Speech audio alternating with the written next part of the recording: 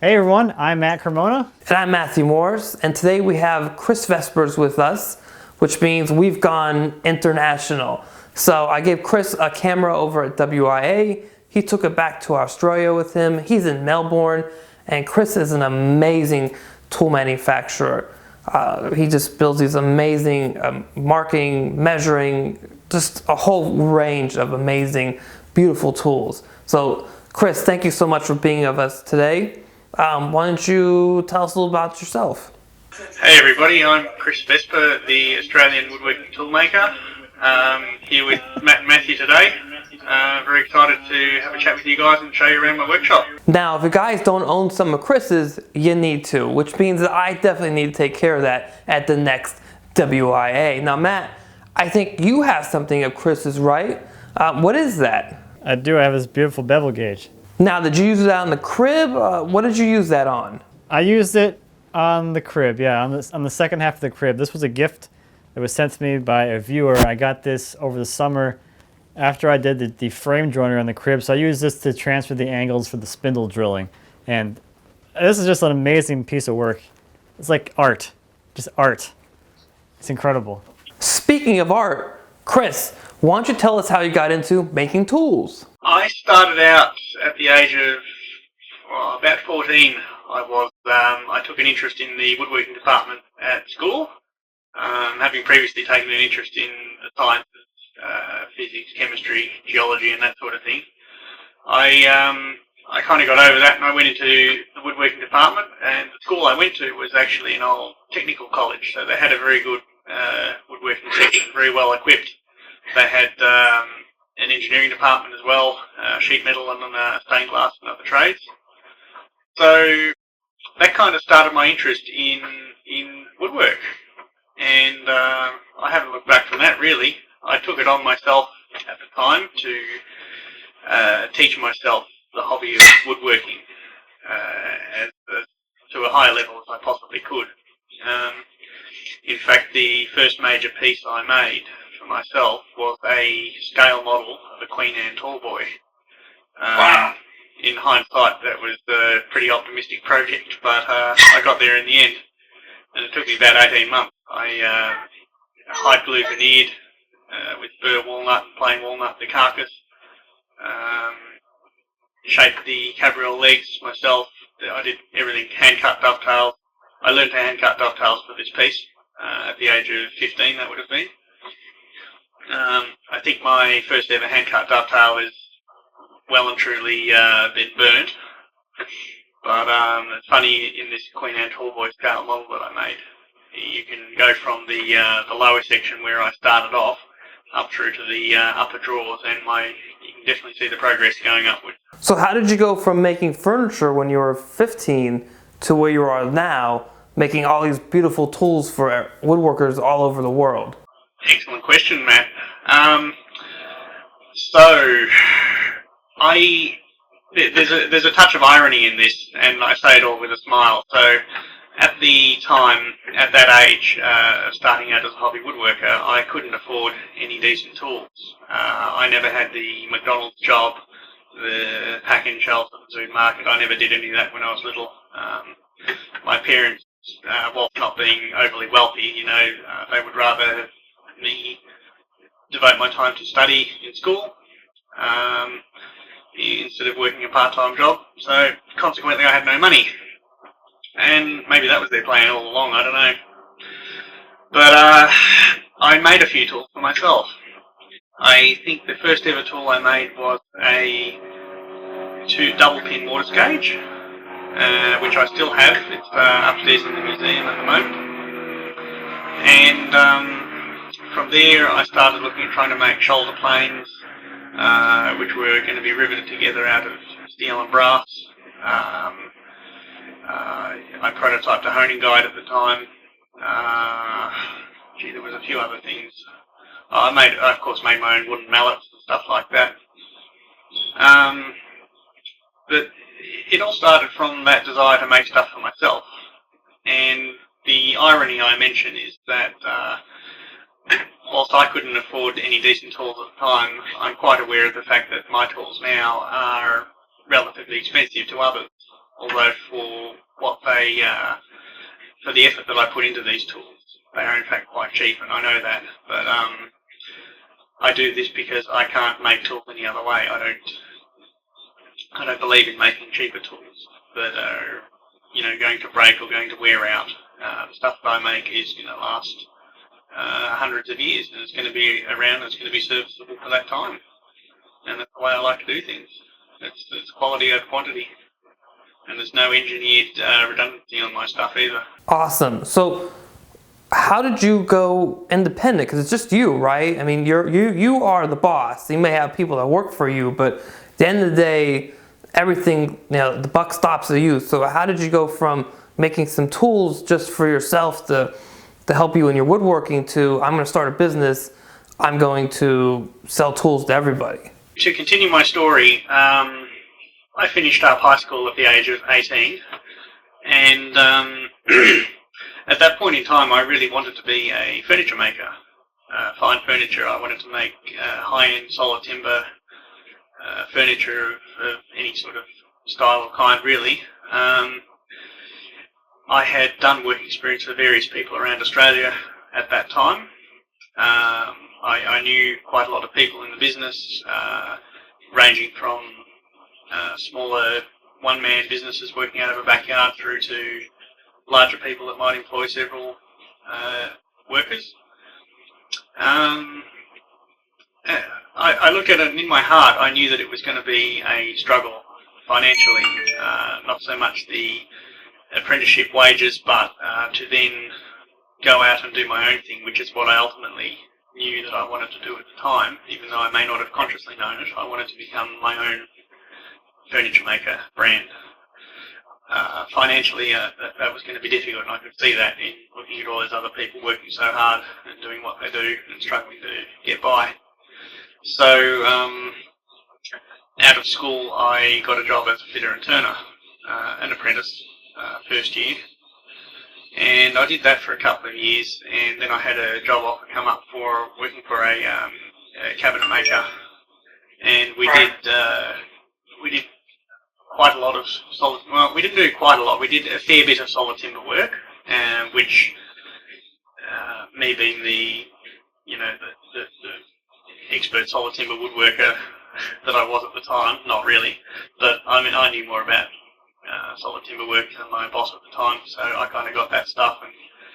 But the rest of the work was just white boxes. It was just demoralising kitchens and absolute shit. So I didn't last terribly long at that place, probably about a year, maybe a bit longer. And then I went back into the fitting and turning trade. Now, the fitting and turning trade for me, it was not a poor second choice. From the time I started making my own tools, I'd been working metal. I was very fortunate that my dad had a small hobby engineering lathe in the shed, so I learned to make little brass knobs on that.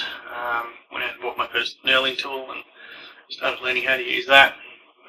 And so fitting and turning and machining for me was a pretty natural progression as well. I got pretty good at doing that. Certainly doing time in the trade, I think, was invaluable. I'm all for being self-taught because I am a self-taught woodworker and I'm a self-taught toolmaker, but the time I spent in professional engineering workshops was definitely time well spent. There's a lot of processes and machinery that you can see and use that you wouldn't otherwise get access to. So you just went out and started your own shop one day and said, here I am, here's my sign on the door, and I'm making some amazing stuff, and buy from me. Well, yeah, so 2003 I went full time. Basically the impetus at the time, it was not a strict business decision as such. It was more of a decision from the heart of what I wanted to do. In hindsight, that may not be such a great thing, but, well, here we are today and I'm doing okay. But I got sick of workplace politics, I got sick of working for other people, I wanted to be my own boss. And from 1998 through to 2003, I had been going to the Melbourne Timber and Working with Wood show and setting up on a little corner of somebody else's stand. And I'd have a little section of a glass display cabinet that they'd hire, and I'd fill that little corner with some beautiful marking gauges and stuff that I'd made and sell these. So I'd been a hobbyist toolmaker and selling tools for a number of years. And in '03, I made the conscious decision to go full time. So what was in that little case? What were your first tools that you were trying to sell? Marking and cutting gauges, and I also started out with a solid brass dovetail gauge, which I no longer make. It's something along the lines of that. And that's in the museum? No, I've got this one here on my in my bench. I've got a bunch of drawers here, as you can see behind me. I keep marking knives and pins and pencils and stuff in one drawer, a few squares and other gauge things in the next drawer, and then we go through to glue brushes and scrapers and other things in the other drawers. But yeah, I also started out making a carving knife, which was just a very simple double bevel blade.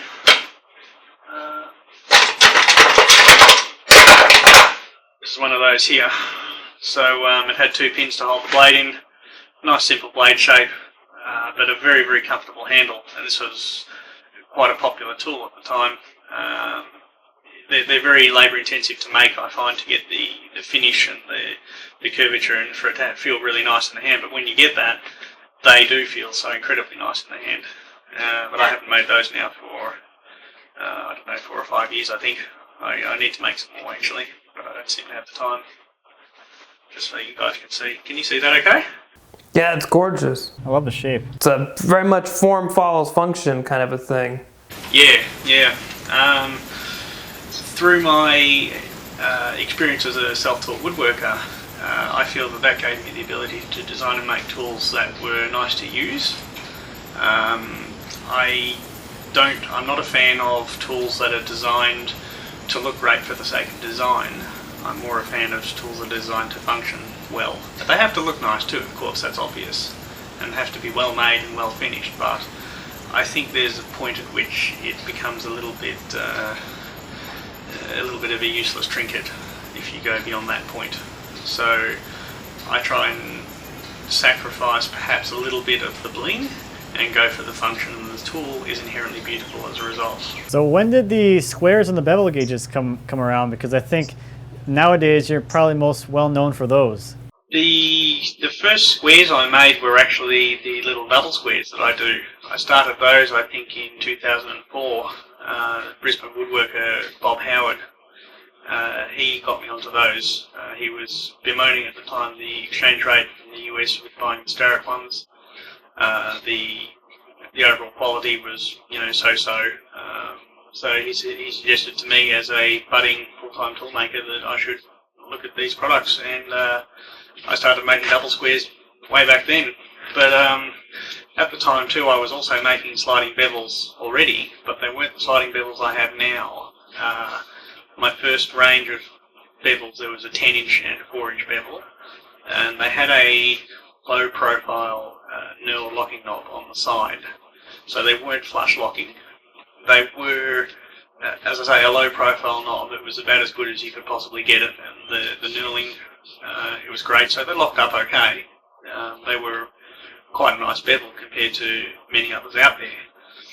But I struggled for a couple of years to work out the design to come up with a flush-locking sliding bevel, and once I saw a fuzzy little patent drawing on the internet of the Isaiah J. Robinson bevels, the rest is history. So I started designing my own version of that. I made up some prototypes. I started working out the geometry, the dimensions, and that is how I evolved to my current range of sliding bevels that are available today.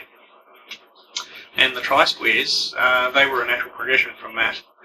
I had resisted making tri-squares for a number of years, but with my bevels being so popular, I had a lot of customers asking for them, and it was a natural progression to make timber infilled, brass bodied, stainless steel blade tri-squares along the same lines as my bevels. So I have a question for you. On your squares, you have this beautiful little feature where you just push out this little tab, and the next thing you know, it just magically floats on your board. What caused you to come up with that feature? It seems like something that it just makes sense. You're talking about my support tab. Now, I'm going to juggle a bit of stuff here in front of the camera.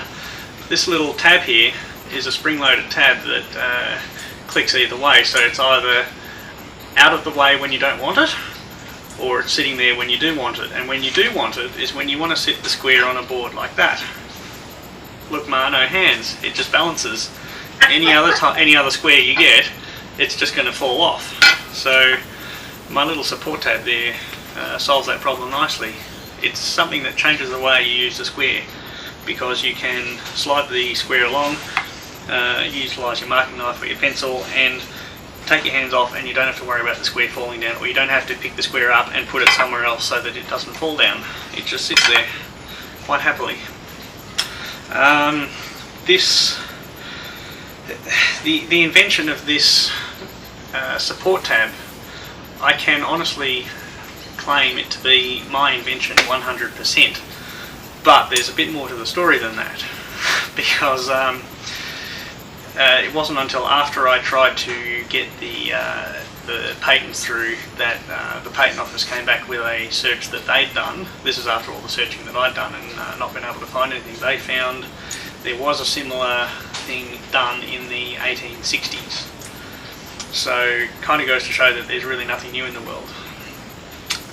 Consequently, I didn't get my patent, as the fundamental premise of the patent system is that you have to patent something new that has not been done before. So I missed the boat on that one, but that's okay. What you see here in this square is something that I came up with myself. I designed it, I came up with the concept, I developed it, I worked out the spring mechanism. It's a beautiful thing. I've tested it ridiculous amounts of times. I think I did a cam setup with a return spring in my milling machine, and I have the piece upstairs. I think it did 500,000 cycles. Sat there all day just going round and round and round, and it was fine. I just loved it. In fact, they get better with age, because as the pin in the back sort of wears into with the hardened steel, it makes it all shinier, and it just slips even better than it does when new. But they're perfectly good out of the box, of course. That invention of this tab, for me, it was a flash of inspiration, to be honest. I was sitting there pondering how could I possibly do this, because I knew that I wanted to do something to make the squares sit up. And I think we've all seen perhaps pictures on the internet of old pattern makers' squares. Typically a timber square with, say, a body like that and a 2-foot blade, or even a 3-foot blade that the pattern maker would make themselves, and they have a tenon stuck into the body here, but it's a permanently fixed tenon. And that was the sort of thing that I started with in my head, and I thought, well, a tenon's no good, because then you can't do that, because there's going to be a bump sitting in the way. It's not going to work. So what to do? And it was just a natural progression to move the tenon along, make it pivot, and put it in the end there. If you don't mind, can you take us through what it takes to, does this use that particular square? What does it take to make one of those squares for you? To make one of these squares, starting off with a solid brass bar. It's just extruded brass bar that you can buy from the metal merchants. Well, it has to be machined all over for dimensional accuracy and squareness, because I have to start off with a quite an accurate blank before I can do anything else. Once I have that accurate blank, I can then machine very, very accurately the pinholes. There's 5 pinholes for the blade and 1 for the tab. And the pinholes for the blade in particular, they have to be extremely accurately located, because that's one of the fundamental things that makes the blade square to the body, is those pinholes. Then of course machine out the area for the timber infills, machine the slot, and then there's a hole in here that has to be drilled for the spring as well. So that's the bodies basically done as a brass blank. I have to make the tabs and the blades, The tabs and the blades are both made out of the same material. They're hardened stainless steel, so they're very, very tough and springy. You see that? I'm actually putting a lot of force on that, and that is still dead straight. They're hardened to quite a degree, which gives them a really good springiness. And I start with a stainless steel sheet. I get the parts laser cut oversize. I then start out by grinding, say, the edges of the blade. I then drill separately to the brass body. I drill the holes in the blade in their particular pattern relative to the ground edges. I then send the blades out for heat treatment, which is done in a vacuum furnace. And they come back here, and then I surface grind them all again. I have to regrind the edges, of course, and then I grind the faces, and I even grind the end there. It seems a bit silly to perhaps grind the end of the blade, but when I can set up 50 or 100 of them all in a row and grind the whole lot at once, it's actually quite a good way to do it. So once I have the basic components all done, then it's a matter of assembly. So I would start off next by perhaps putting the timber infills in, and then the last machining process I do is the slot here where the blade sits. That is also super critical to the squareness of the tool, and also the hole pattern. So I have to get the depth of the slot exactly right from the end of the body to the bottom of the blade, and I have a formula that I calculate that with. I actually measure each blade and each body before I machine to an exact depth, and I'm working as close down to microns as I can, which would be 1 to 2/10 of a thou for you guys in America. And once I've got that body, the slot depth sorted, I can check that with some gauge pins and ensure that it is in fact doing what it's supposed to do. And I then assemble the square with the pins proper, put the tab in, and from there on it's a process of machining the pins off, which are sticking out quite a bit. Then a whole bunch of sanding and finishing processes. So that one there is pretty typical of what I produce. It's French polished. It's about 3 coats of shellac on that. I just wipe that on by hand. And I find shellac to be an excellent finish for tools. It doesn't have the longevity perhaps of, say, a high-end 2-pack, but I don't want that. I want something that people can repair themselves. If you scratch this or dent it, or you want to stuff around with it and repolish it after a few years, it's starting to look a bit ratty, you can hit it with some steel wool and just wipe some new shellac on it, and it's as good as new. It's a natural product, and it just works so well. It's so quick and easy to do. You obviously don't make one of those at a time, you make a batch, but how long, how many days or hours do you think you have into making a batch, and how big is a batch? That's the steps you described are so intricate to make this beautiful tool. Geez, I wish I could make a batch of these in hours. I'd be filthy rich if that was the case, but unfortunately no. It's a matter of weeks and months actually to do a batch.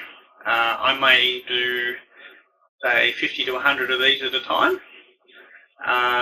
That might be complete finished squares, but say at the moment I'll have a couple of 100 blades finished ground, hardened, ready to go, sitting in a drawer over there. And as I then go and do a batch of 50 or whatever, I will pull out 50 blades, draw from my stock of parts basically, and then do the assembly processes and finish off that batch. And even the assembly processes for that sort of quantity of these, that takes a number of weeks to get through, and that's after I've made all the componentry to put them together.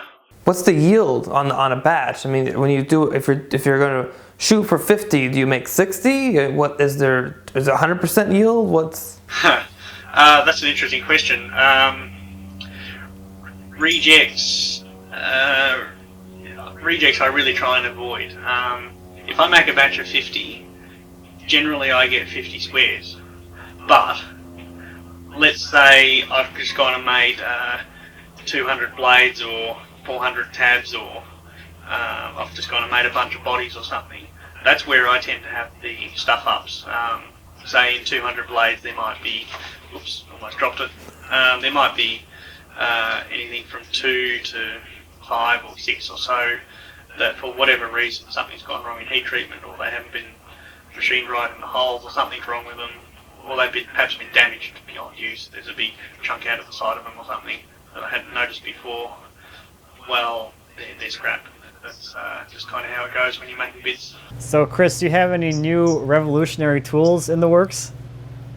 You don't have to share any details if you don't want to, but kind of gives a teaser. I'd love to tell you, but I'd have to kill you all, and I can't really do that. No. The last couple of years for me has been interesting. I'm finding that I'm going from being a small one-man workshop to the point where I just cannot keep up. And I've been looking for suitable workers, helpers for a while now, and I'm still looking. If anyone's out there and wants to come work for me, get in touch. That'd be great. I'd love to have you talk to you. But in all seriousness, what was the question again? Anything revolutionary in the works? Oh, that's right. Revolutionary in the works. Well, no. I have a bunch of ideas floating around in my head. There's whole lots of things that I would love to make, and I have customers ask me for, what you should make this, you should make that, and I agree with some of what they say, that's for sure, but I just have not got any time. This is what's come with being incredibly busy. I just have zero time to do any prototyping work at the moment, as I struggle to keep up with production of regular tools. And as I stand here and talk to you, my cutting gauges, for instance, I haven't made any cutting gauges for 3 years. I have a batch of them upstairs that I pre-machined about 18 months ago. And in the last 18 months, I have not had time to get to those pre-machined blanks and even think about starting to produce any finished tools out of that. And I would desperately love to do it, but I just have no time. So I'm kind of stuck with that at the moment. If you go on your website, everybody, you guys will all notice that you have multiple options within your line. So you have squares, but you may have 3 or 4 different types of squares. What are the differences between the squares? The body types, then the metals, etc. In my range of squares and sliding bevels, I have 3 different options. There's 3 price points and 3 options as far as appearance goes. So the basic, cheapest tools that I make have this scallop design. There's no timber infill. It's just plain brass. It's a lot less work for me than to make a tool with an infill. With an infill, I have to machine out the pockets. I have to make the infill. I have to glue it all in and do a whole bunch of other finishing processes to a finished tool. And all the while being in the machine shop and not getting oil on the beautiful clean timber there. So for me, brass only is definitely cheaper. It's easier to do, but it's not for everybody. In spite of the lower price of the brass only items, I still sell more of the timber infill tools, which I think is understandable because you just can't beat beautiful timber sitting in brass like that, I reckon. But over and above the regular Blackwood tools that I produce a range of signature series tools. So they have a signed and dated blade, and they have a rare timber infill. This one that I'm holding here, partially finished, is a ring Fiji infill, which is a very, very hard Australian native timber. So, as I say, 3 levels of pricing. You've got the basic brass, the Blackwood infill as a mid-range tool, and then the premium signature series with rare timber infills. So Chris, your tools, they operate flawlessly and they feel like they're machined so perfectly. Can you walk us through how you kind of approach the machining of the tools to get them to be so perfectly machine feeling to the users? Me and quality, I'm a little different in what I make. And the difference, I guess, is all up here in my head. And for me, I don't want to produce a bad tool. So quality is just what I do. I can't make a bad tool. I don't want to make a bad tool. I go to a lot of effort to produce high quality items. I put a lot of time in. I put a lot of hours in order to be able to produce something like this. I actually have a little bit of a problem in that when I produce something like this and take a photograph of it, put it on the website, marketed around the world. It gets in a magazine or on someone else's blog or something like that. It's so hard to take a photo of quality. I can feel it now. I can see it. It's in front of my eyes, and you can see it if you happen to see my stuff in a store or at shows around the world or around Australia. But it's so hard to photograph that, and to photograph how nice that feels in the hand, all the minor details of hand finish, the weight of it. It just oozes quality. To get that message across to the customer is the problem I'm talking about. So guys, I don't personally have one of Chris's tools, as I said before, but at WIA I got to try them out, and they were just amazing. Now Matt, you use one, as you talked about earlier, in multiple projects. You've had it for what, about 6 months or so now? I mean, what is it, what to you makes that so different from the piece you had before that you replaced with it? To be honest, it makes doing the work just that much more enjoyable, because I don't have to worry about, like in the case, this is a bevel gauge, and when you set that angle on the gauge and you lock it down, you don't want this thing to move ever. Like if you put this down on the bench and it bumps out a fraction of a degree, that just screwed up your project if you didn't think that you'd actually change the angle on this bevel. And the fact that it operates so smoothly, you're not fighting with the tool's working with you, I think that in itself makes the whole building process just so much more enjoyable to the user, for sure. I think you've just touched on something there that is a little bit of a subconscious thing for a lot of woodworkers. Battling poor quality tools is a conscious effort. If you have to compensate for a square that's not square, or you have to compensate or prance around a sliding bevel that's, to be honest, just a pain in the butt to use, you then go and get something, whether it be mine or another product, but let's say my bevels, for example. You can use my sliding bevels, and you know that when you lock it down, it's going to stay. And the edges are parallel, the blades beautifully finished, everything's precision ground, and it just works, and it's going to work for the rest of your life. You don't have to stuff around with it. And then the tools, whilst being beautiful objects in themselves, they become sort of part of the background, and you can then concentrate on producing beautiful work. And one of the fundamental reasons I produce quality tools is to allow people to do good work, and measuring and marking tools too. This is why I concentrate on this. Measuring and marking tools are the fundamentals of good woodworking. This is something I know for a fact. If you can't mark out and measure and check the square accurately and with certainty, you're going to be battling through the rest of the job, and that's what takes the enjoyment out of it. So by starting off with good quality tools, it just follows through your whole project. You're in Australia, we're here in the States. How does this work for you? If someone here, or we have viewers that watch the show in Canada, the UK, wherever they may be, how do they get a hold of your stuff? Is it in stores? Is it direct from you? That's a good question, actually. I travel over to the US typically once a year now for woodworking in America, and also Handworks, which I visited in May last year. I think it was in Amana, Iowa. But you don't have to wait for me to come to the States, seriously. Just get on the website. I ship to the US several times a week. So I ship all over the world. If you're in the UK, in Europe, Canada, South America, Asia, wherever, I ship. So get on the website and order your tools. Don't let that stop you. And what's your favorite tool to make? Ooh, my favorite tool to make. Gee, I don't know. I don't really have a favorite. I don't have a particular favorite tool to make. For me, the tri-squares and the bevels. I like making the double squares. Probably my least favorite tool to make, actually, is my marking knives. If you're not familiar with my range of knives, we have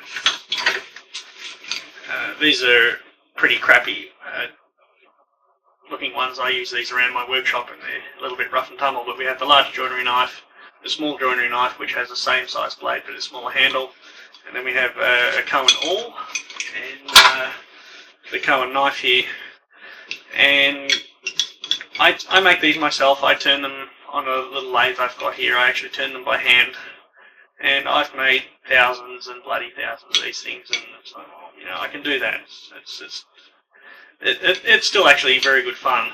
Once you get into production tuning, there's a particular mindset that I have to put on for that, and it is actually quite enjoyable. But I do kind of dread starting up that process because once I'm on a roll, I don't want to stop. Is there anything you make besides the tools? Or are you still building furniture on the side a little bit, or is it mainly just tools because you've become so successful? Yeah, just tools. I don't do woodworking. I don't by any means claim to be a woodworker these days. I just can't. There's various projects around the place that I have built for myself over the years, but I'd be lucky if I get to make one thing for myself per year, and that wouldn't be a significant piece of furniture. It's just a bit of this or a bit of that, or maybe a kitchen bench top for myself or something like that. I just do not have the time. It would be nice to be able to make a bit more furniture and explore some design ideas, study this sort of thing a bit more, and use up some beautiful timber that I've managed to hoard for a number of years. That'd be great, but can't do it at the moment. If people want to find you, Chris, and where can they do that so they can buy one of these beautiful pieces of usable artwork for their shop? Usable artwork. Well, it's been called worse before. That's okay. My website is vespertools.com or vespertools.com.au. You can find me on Instagram. Vesper Tools is the username there. There's no shopfront on Instagram, of course, but it all directs back to the website. You can email me if you have any questions. Even if you want to ring me from overseas, please do so within business hours, my local Melbourne time. That'd be great, thanks. But no problems with that. So, guys, this is just part one of part two. In a couple weeks, you guys will be able to see part two. We're gonna do a shop tour of Chris's. And Matt, where can they find you? You can find me and everything I do over at my website. That's at mattcremona.com. And how about you, Matthew? And everything I do is over at mmwoodstudio.com. And as always, thank you so much for watching. Please subscribe to the channel, share it with your friends, and if you like this video, hit that thumbs up button. And we will see you guys in 2 weeks. Did I forget anything, Matt? That's it. Let's do it. Thanks, Chris.